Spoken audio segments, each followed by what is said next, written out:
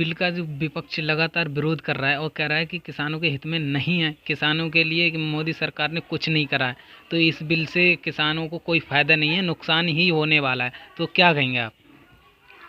देखिए, मैं तो अपने अन्नदाता को पहले भी हाथ जोड़ के कहा, अब भी कह रहा हूँ, विपक्ष के भ्रमित करने वाली बातों में मत आइए। अगर आप इनसे ही पूछे जो भ्रमित कर रहे हैं आपको कि आपने अपने कार्यकाल में क्या किया हम लोगों के लिए और क्यों नहीं किया, कारण बताएं। जो कुछ बिल बनाते थे आप हमारी संतुष्टि के लिए उसको कूड़े के डिब्बे में डाल के रख देते, रद्दी के फाइल में रख देते थे आप। तो इनसे पूछिए ये लोग विपक्ष क्यों इतना गुमराह कर रहा है। किसी भी पार्टी के विपक्ष है, वाम दल हो, मुलायम हो, मायावती हो, ममता बनर्जी हो, कांग्रेस हो, सबसे बड़ी भूमिका कांग्रेस की है। तो मैं ये कहना चाहता हूँ, ये सब इकट्ठे होके आज जो मोदी सरकार ने जो तरक्की करी है, देश विदेश में तरक्की करी है, अपनी इज्जत और सम्मान बढ़ाया, स्थान बनाया है, क्यों उसके पीछे हाथ धो के पड़े बदनाम करने के लिए। एक बदनाम करने की साजिश है किसान भाइयों, ये आपके आड़ पे सब खेल रहे हैं। और आपको समझना चाहिए कि पहले देखना चाहिए जो कानून बनाया है गरीबों के लिए, इसमें कोई आपकी ज़मीन नहीं जा रही है, कोई आपकी एमपी आप कहीं भी बेचो कहीं खरीदो कानून है, आपको स्वतंत्रता रूप दी जा रही है। तीसरा, इसमें न्याय का ध्यान दिया गया कि अगर आप कोई किसी से दुखी होते हो तो उसके कोर्ट में जा सकते हो, आप उसके अंदर कंज्यूमर कोर्ट में अपना केस लगा सकते हो। इससे ज़्यादा पहले कहाँ था आपके पास ये।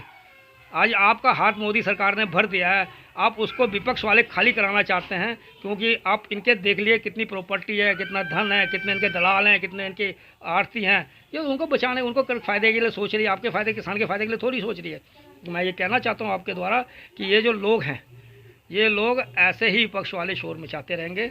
और जो जेएनयू के स्टूडेंट हैं उनको भी मौका चाहिए घुसने के, जेएनयू हो, दूसरे हो। अभी तो कांग्रेस के प्रवक्ता की बेइज्जती करके भेजा गया, वहाँ से भगाया गया। एक वो ओम सेना थी, जो उसकी थी रावण सेना, उसको भी भगाया वहाँ से, रणवीर सेना को। तो मैं तो कहना चाहता हूँ इनको इसी तरह अपने बीच में आए हुए ऐसे लोगों को, या वार्ता जब होती है आप लोगों को, तो ऐसे लोगों को नहीं लेके जाना चाहिए, बैठना चाहिए जो आपके कार्यों को सक्सेस नहीं होना देना चाहते, जो एक ही मांग कहते कानून।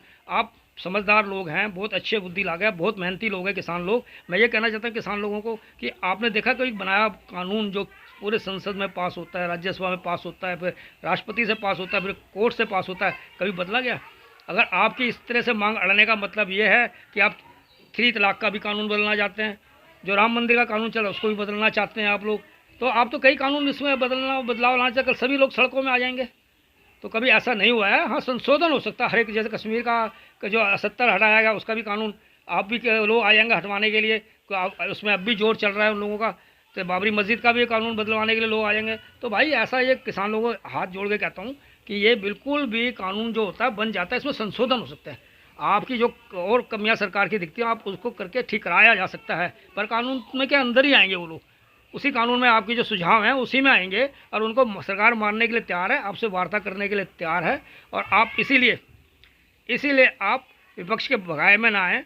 जो सरकार बार बार आग्रह कर रही है कि नीचे से लेकर ऊपर तक देश का प्रधानमंत्री, गृह मंत्री और रक्षा मंत्री और सब आपको वित्त मंत्री आपको हाथ जोड़ के आग्रह कर रहे हैं कि आप बिल्कुल भी इसमें मत घबराएं, आपका कुछ भी नुकसान होने वाला नहीं है, आपको फ़ायदा ही होगा और 2022 तक आपकी आय दुगनी हो जाएगी। तो आपको वेट करना चाहिए 222 तक का भी। आप तो अपना जो अपना छोड़ के बैठे हैं, भोले भाले लोग, अनपढ़ लोग, किसान लोग जो बैठे हुए हैं, वो तो अच्छी तरह समझते जानते हैं कहाँ आग है कहाँ पानी है। पर जो उसमें युवा बताते हैं पढ़े लिखे, वो युवा पढ़े लिखे नहीं है, वो युवा पढ़े अपने अयाशी और यूरो करने वाले किसान बन के बैठे हैं। वो तो बिल्कुल समझाना, उनको तो समझाना चाहिए अनपढ़ किसानों को कि भाई हम पढ़े लिखे किसान हैं, तो भाई ये ठीक है या नहीं है, और इससे बढ़िया कानून नहीं आ सकता और इससे बढ़िया कानून नहीं बन सकता है, पर संशोधन जरूर हो सकता है। और वो वार्ता के लिए भी तैयार है, और वार्ता होनी चाहिए, बार बार होनी चाहिए वार्ता। पर इस तरह से बुजुर्ग लोग, बच्चे लोग और जो बुजुर्ग लोग वहाँ ठंड पे आके बैठे हुए हैं, वो नहीं बैठना चाहिए उन लोगों को।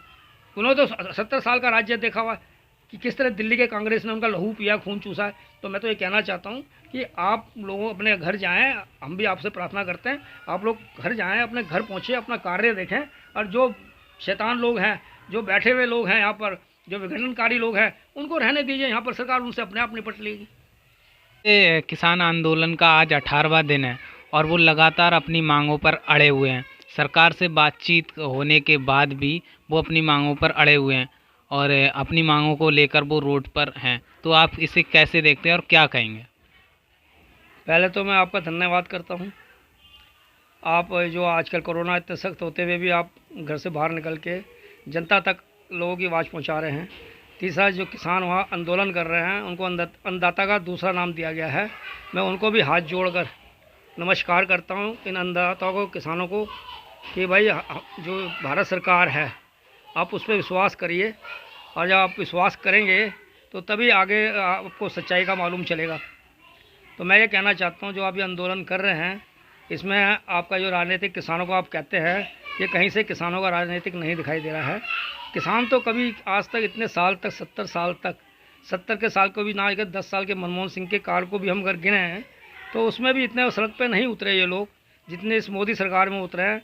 जिस सरकार ने किसानों की भलाई के लिए नीचे से नीचे वर्ग के लिए काम किया है, किसानों के लिए कानून बनाए हैं, आप उसी को बदलवाना चाहते हैं, वो भी कुछ मुट्ठी भर राजनेताओं के लेवल के ऊपर। या आपको राजनेताओं का संरक्षण है या आप राजनीतिक हैं आप लोग? आप बताइए, कभी बैठक में जाते हैं आज तक? यूनियन, इतने यूनियन के जो नेता हैं कि किसानों के, कभी इतने बैठक में बैठे हैं आज तक? रिकॉर्ड है मेरे तो पहली बार, मेरी 65 साल की उम्र हो गई है, मैंने तो आज तक नहीं देखे इतने किसान की बैठक में जाना, और उसके बाद सबके अपने अपने सवाल और एक जिद में पड़े रहना। जब एक कानून बन जाता है, देश के राष्ट्रपति द्वारा साइन हो जाता है, और जब वो भलाई के लिए देश का एक प्रधानमंत्री कर रहा है 135 करोड़ का, या आपके किसानों की भलाई के लिए, बुराई के लिए, आप उसको देखो तो सही, आपको इसका इस्तेमाल करके तो देखो आपको क्या होता है, क्या रिजल्ट आगे आता है। और हम तो संशोधन करने के लिए तैयार हैं। उनकी अब तक 6 बार मीटिंग हो चुकी है, और 6 बार इतने नेताओं के जो अपने हर देश के सारे 133 करोड़ के कार्य स्टॉप पड़े हुए हैं, आपके वजह से लोगों का आना जाना दुखी पड़ा है। मैं तो ये कहना चाहता हूँ किसान की ये रैली नहीं है, ये किसान में कुछ पखडंडी जो पखंडी लोग होते हैं वो इसमें आके बैठ गए हैं, उन्होंने इसको हाईजैक कर लिया है, और किसान इसको मानने के लिए तैयार नहीं है, क्योंकि उनको भीड़ दिखानी है उनकी भी। तो मैं तो ये कहना चाहता हूँ ये किसान लोग न्याय नहीं कर रहे हैं, ये जो बैठे हुए हैं या न्याय कर रहे हैं। सर, जिस तरह से विपक्ष कह रहा है कि जो बिल को रद्द करे केंद्र सरकार, वापस ले, और जो बिल है वो किसान के हित में नहीं है, और इस बिल से जो किसानों की ज़मीन हड़प ली जाएगी, आने वाले समय में मंडियां ख़त्म कर दी जाएंगी, एमएसपी ख़त्म कर जाएगी, तो आप क्या कहेंगे इस पर? देखिए, मैं तो इसमें ये कहना चाहता हूँ विपक्ष के हाथों से सत्ता निकल गई है, चाहे यूपी की हो, चाहे कांग्रेस की हो, चाहे कहीं की भी इनकी जो सत्ता है कांग्रेस विपक्ष की। और वामपंथी का तो भाई आपको कहावत है ही, वामपंथी तो इसमें शामिल है ही। और दूसरे इसमें JNU के भी छात्र आ गए हैं जो रशीद और उनको छुड़वाना चाहते हैं, इसी के आड़ लेके, किसानों के आड़ लेके। सिरजील इमाम हो गया कि और भी कुछ हैं जिनके पोस्टर लेके आए थे। तो मैं तो ये कहना चाहता हूँ कि देखो ये कहाँ किसान, ये किसान की हड़ताल कहाँ है, किसान की रैली कहाँ है? अब किसान जो होते हैं बड़े सीधे और शरीफ होते हैं, उनको तो अपने दिनचर्या से ही उनको मुक्ति नहीं मिलती, वो तो उसी में सुबह जाते हैं शाम को लगे रहते हैं। ये कौन से किसान नेता हैं, ये कौन से किसान में तो ये लगता है इसमें तो आधे तो किसान नेता है ही नहीं, राजनीतिक दल के लोग हैं। तो मैं तो आपको बताना चाहता हूँ ये जो किसान का है ये उचित नहीं है, और मैं तो कहता हूँ सरकार को अच्छा और सख्त कदम उठाना चाहिए इसमें। और जब इनके नेताओं से बात होती है, हर बार हर बैठक में इनके विचार बढ़ जाते हैं, इनकी अपनी फरमाइशें बढ़ जाती हैं, तो कौन सी इनकी मांग है? जब उसमें क्लियर कह दिया गया है कि हम इस आपका कुछ रुकावट नहीं है, जो आपके लिए हमने कानून बनाया है, एक नीचे गरीब से गरीब को उसको सहायता मिलने वाली है। और अखिलेश जी महाराज कहते हैं ज़मीन छीनी जाएगी। अरे भाई, तुम्हारा शासन इतने साल तक रहा, तुमने किसानों के लिए क्यों कुछ नहीं किया? गरीब किसानों के लिए कांग्रेस का इतने साल तक रहा, 10 साल मनमोहन की सरकार रही, बिल पेंडिंग पड़ा रखा, इन्होंने क्यों नहीं उसको लागू किया? और जो वामपंथी दल है, ये दल ये तो किसानों के कंधों में बंदूक रख के चला रहे हैं, ये कभी उनके उसके नहीं है। ये लोग सिर्फ एक सत्ता के लालच में, पहले गठबंधन बना था इनका जिसको मैंने ठग बंधन का रूप दिया था, नाम दिया था, आज वही ठग बंधन फिर से इकट्ठा हो गया सिर्फ किसानों के ऊपर खेलने के लिए। मैं कहता हूँ किसान भाई लोग इतने समझदार हैं, किसान नेता भी इतने समझदार हैं, पर जो नकली नेता हैं उनका मैं कुछ नहीं कह सकता, पर जो असली लोग हैं वो अब भी सहमत हैं, सहमत के लिए तैयार हैं, मोदी की बात को एग्री करने के लिए तैयार हैं। पर कुछ उनको पकड़ लिया है जिन्होंने जड़ से अपनी जड़ इस पर बना ली है, वो उनको उस तरफ मुड़ने नहीं दे रहे हैं, उस तरफ नहीं जाने दे रहे। तो यही थोड़ा दुख की बात है। सर, जिस तरह से इसमें जो JNU के जो छात्र हैं और जो टुकड़े टुकड़े गैंग की जो एंट्री हुई है, तो क्या लगता है आपको, क्या देश में अराजकता फैलाने की, दंगा फसाद करने की इनकी साजिश है, जिस तरह से कांग्रेस इन लोगों को सपोर्ट कर रही है? देखिए, कांग्रेस का विपक्ष दल सारे मुलायम के हो गए, मायावती के हो गए, जितने भी विपक्षी दल हैं, ममता बनर्जी के हो गए, ये सब समर्थन कर रहे हैं, विरोध कर रहे हैं इस कानून का कि मोदी ने अब तक जो भी कानून बनाए हैं संशोधन जरूर किया, फिर कानून बदला नहीं जाता। हमारा जो कानून बन जाता है उसमें संशोधन किए जाते हैं, आपके और एंट्री करी जा सकती है उसमें सुझावों की, और वो कर रही है सरकार, जनता पूरी पूरी जो सरकार है केंद्रीय, जो अपने कृषि मंत्री हैं और दूसरे अपने सहयोगी मंत्री हैं, वो सब आपको बता रहे हैं, समझा रहे हैं। हर नेता सड़क पर आगे समझा रहा है। अगर जो आपके पंजाब के नेता हैं मुख्यमंत्री, वो सबसे बड़ा गेम चैलेंजर है। उसने तो ये क्या, पहले पंजाब में हुआ था, उनको फिर भ्रमित किया, उसके बाद उनको दिल्ली का रास्ता दिखाना शुरू कर दिया उन्होंने, क्योंकि सबसे ज़्यादा किसान तो पंजाब का ही है ना। तो मैं ये कहना चाहता हूँ कि भाई जो पंजाब है उसमें जितने भी किसान हैं वो फल फूल रहे हैं, और उनके बीच में जो बिचौलिया हैं, दलाल है, उसमें कई नेता लोगों की दलालियाँ चलती हैं, बिचौलियापन चलता है। अब उनको ये नहीं माना जाएगा, उनका पर ये हाथ से फिसल गया है, तो वही ये शोर करा रहे हैं, वही कुछ किराए के खरीद के लोग लाए हुए हैं। भाई उनको पहले 1 साल 2 साल देखना तो चाहिए विपक्ष वालों को, कोई क्या है, इसका रिजल्ट क्या आता है, तभी तो होगा। जबकि साफ मोदी ने कहा है, मोदी के नेताओं ने कहा है, प्रवक्ताओं ने कहा है कि इसमें किसानों की आय दुगनी हो जाएगी और स्वतंत्र रूप से कहीं होगा। तो ये पिछली सरकार थी, जो कांग्रेस जो आज गिरगिट का रंग खेल रही है, उन्होंने अपने कार्यकाल में क्यों नहीं सोचा इस बात को। उस टाइम भी ये बिल लाते थे पर उसको लागू नहीं करते थे। और ये किसान लोग चुपचाप क्यों बैठे थे, कि उनकी जो बिचौलिए थे, जो दलाली थे, आढ़ती थे, उनकी कमाई होती थी। बेचारा एक मुझे बताइए, पंजाब का जो अमरिंदर सिंह मुख्यमंत्री जी हैं, मैं जी लगा के बोल रहा हूँ, इन्होंने अपने राज्य में कितने आत्महत्या हुई है किसानों की। एक विधवा कॉलोनी बस चुकी है, वहाँ पर जो विधा किसानों ने आत्महत्या कर ली, लोन नहीं दे पाए, समय पे कुछ नहीं कर पाए, लोन बढ़ता चला गया।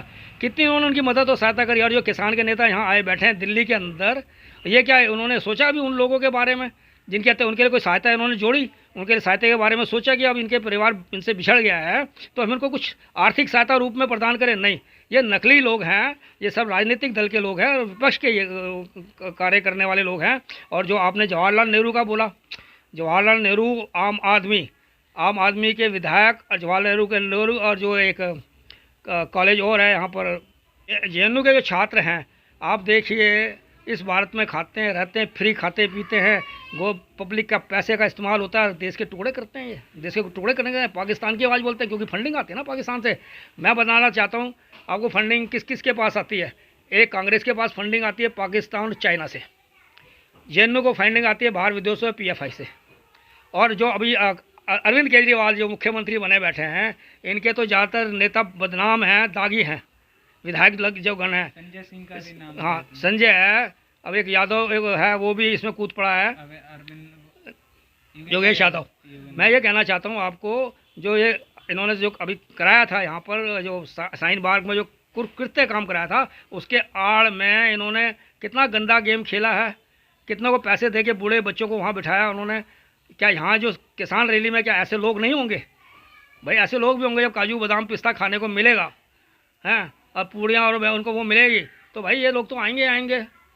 इंसान को क्या चाहिए आजकल के टाइम पे, कोरोना की महामारी के टाइम पे लोग जान बचाते हैं। 2 पुलिस अफसरों को, बड़े को, उनको कोरोना पॉजिटिव हो गया है, और ऐसे कई पुलिस वाले जिनको पॉजिटिव हुआ है, इनको कोई ख्याल नहीं है देश का और कैसे ही का। ये तो सिर्फ वो हैं जो इन लोगों के ऊपर बंदूक चलाने जाते हैं, विपक्ष के लोग हैं, और जो जामिया के लोग हैं, स्टूडेंट्स हैं, वहाँ आके धपड़ी बजाते हैं अपनी, और बंटवारे की आग जलाते हैं। और उन ऐसे लोगों को रिहा करने के लोग कहते हैं जो बिल्कुल देश के पूरी तरह से गद्दार साबित हो चुके हैं।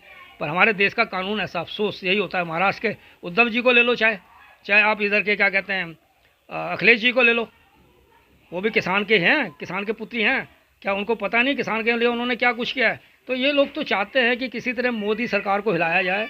विदेशों में भी इनके एजेंट फैले हुए हैं। मजे की बात देखो, जहाँ से फंडिंग आती है इन लोगों को, वहाँ से भी आवाज़ें उठ रही हैं। अरे भाई, मोदी सरकार एक ऐसी है जिसने कभी भी कानून बनाया है तो एक गरीब से लेकर गरीब के तबके के लिए उसने सोचा है। चाहे वो किसान हो, अनुसूचित जाति के लोग हों, चाहे किसी पक्ष के मुस्लिम के वर्ग के लोग हों, उनकी भलाई के लिए सोचा है उन्होंने। कभी किसी की मोदी सरकार ने बुराई नहीं सोचा है। मैं तो कहता हूँ मोदी सरकार को, टीम को मैं धन्यवाद देना चाहता हूँ इस बात का, जो हिम्मत और संयम से काम ले रही है। और बताइए, विपक्ष जो विदेशों में रहते हैं उनका क्या मतलब है? आंदोलनी काम पे कोई मतलब नहीं है। तो मैं यही कहना चाहता हूँ, जब तक इनकी सत्ताएं इनके हाथ से दूर रहेंगी, ये इसी तरह देश को भ्रमित करते रहेंगे और देश में अलगवादी पैदा करेंगे। और यही लोग होते हैं जो ये कराते हैं, यहाँ पर विद्रोह करवाते हैं, जो करवाते हैं, आपस में लड़ाई करवाते हैं, यही लोग हैं। और एक बार इनका पूरी तरह से पत्ता साफ लोकसभा से हो जाए, राज्यसभा से हो जाए, कईयों को तो हो चुका है और अभी होने वाला है चुनाव में आगे आने वाले पे, तो बहुत देश के अंदर खुशहाल और शांति आ जाएगी। और जो देश है अपना, जो उसकी GDP है वो भी आगे बढ़ेगी। हो रहा है और किसान अपनी मांगों को लेकर रोड पर हैं, तो आप क्या कहेंगे इसे? पहले मैं आपका धन्यवाद करना चाहता हूँ कि डीडीएन का, इंडिया का, कि जो ये किसान है, ये किसान वो नहीं है किसान जो असली किसान है। ये जो है राजनीतिक किसान है जो अपनी रोटी सेकना चाहते हैं, और ये बाहर से बुलाए गए हैं जो इसकी फंडिंग आती है, ये अपने आप रोटी सेक के अपने को वो करना चाहते हैं, मतलब अपनी नाम बढ़ाना चाहते हैं। तो मैं इन किसानों से गुजारिश करूंगा, आप ऐसे भ्रम में मत आइए, आप अपना खेती बाड़ी कीजिए, और आपको देखिए कि मोदी सरकार जो दे रही है आपको अच्छी सुविधाएं देंगी, कोई आपका बुरा नहीं चाहेंगी। उन्होंने कहा है कि सबका नेता ऐसे हैं कि जो अपने नेताओं के कहने से यहाँ पहुँच रहे हैं। बाकी इसमें कोई ऐसा नहीं है, कोई किसान ऐसा है कि जो मान रहा है कि मैंने आपको, सब समझ रहे हैं जी। मोदी ने कल अपने क्लियर कट में बोला है कि इसमें किसान का कोई नुकसान नहीं है, किसान के हित में ही है। और फिर भी ये रोटी सेकने के लिए पंजाब से बहुत सारे तादाद में